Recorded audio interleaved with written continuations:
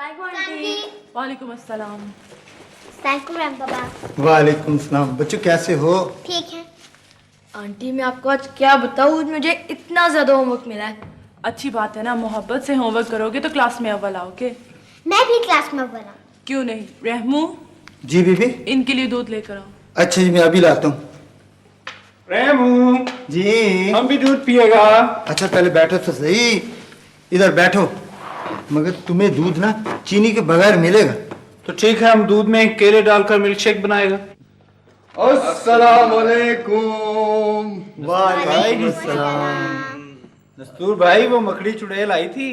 हाँ नस्तूर भाई, वो बड़ी गुस्से में थी, कह रही थी जकूटा और नस्तूर कहाँ है, मुझे जल्दी बताओ। मैं मकड़ी चुड़ैल से जरूर मिलूंगा। चुप रहो, चुड़ैलों से नहीं मिला करते। उस पर हमारा भेद खुल गया है। वो खजाने की तलाश में यहाँ आई होगी।